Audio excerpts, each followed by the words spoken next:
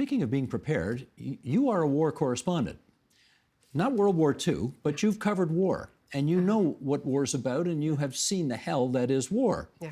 And, I mean, I presume all of that was extremely helpful in telling, admittedly, a story about a different war that took place a long time ago, but it was war. Yeah.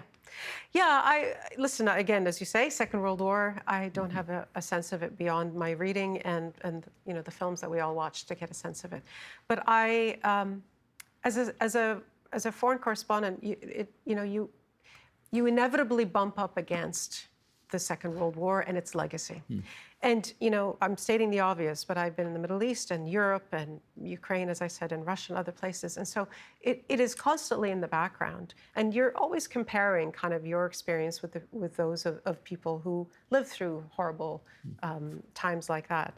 But, you know, there were very many moments where I could imagine, for example, what it was like for Guy to land in France and watch the plane leave and realize that he had no way out, that you are now here, and this is what you're doing. I remember, and I'm not a soldier, obviously, and I'm not an agent, but I'm a journalist who's had to land in really dangerous places and then watch the plane fly away and realize, wow, I am now here, and there's no way out until I get this job done. And so I used some of that to try to approximate what it might have been like for Guy or Sonia to land in a dangerous place, knowing that you could be killed at any moment, just to try to approximate what that might have felt like. And so I used some of my own memories in describing that. Another scene like that is Sonia's driving away from Le Mans when she was working for the Americans.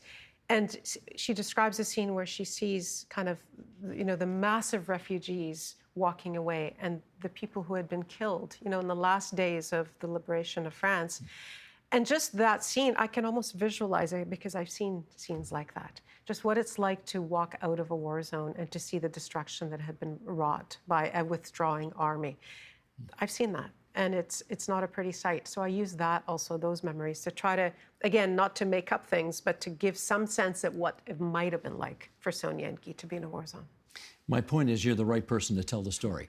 I think so. I mean, your background obviously was enormously It dictated my interest as well, right? I find war interesting. I mean, and I do think, if I may, you know, it's my contention that wars never really end.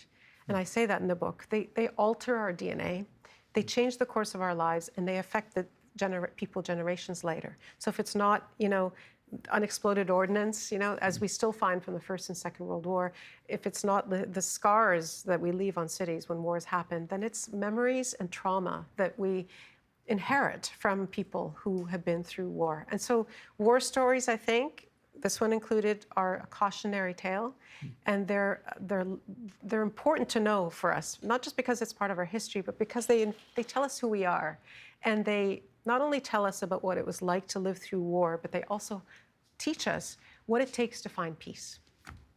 Let's finish up on this. You know, this was a story that is such a compelling story, and yet for a whole bunch of reasons, just wasn't told over the years. Yeah. I gather there was a CBC miniseries that was in the works, and that fell through, and like for whatever reason, this story just didn't get out there. Yeah. But now you've got it out there, and I wonder how personally satisfying it is for you to be the person doing that. It's really hard to believe, actually, that it's me. I can't believe that it hadn't been told in its entirety before. I feel incredibly privileged and lucky to have been able to be trusted enough to come up with this book. And I really think the biggest lesson for me from that, I mean, aside from the fact that it's a cautionary tale about the horrors of war, but also the importance of knowing what these stories are like actually asking our elders and our relatives to tell us those stories, because they contain so many lessons for today. We need to document these stories. So I hope this story, my doing this story, inspires other people to tell more of this story, but also to tell the stories of their families, because it's part of our history, but it contains lessons we all need to learn. And so go talk to your elders, record your families, you know, talk to your grandpa or grandma and get those stories down, because they're important. We need to know them. Great advice.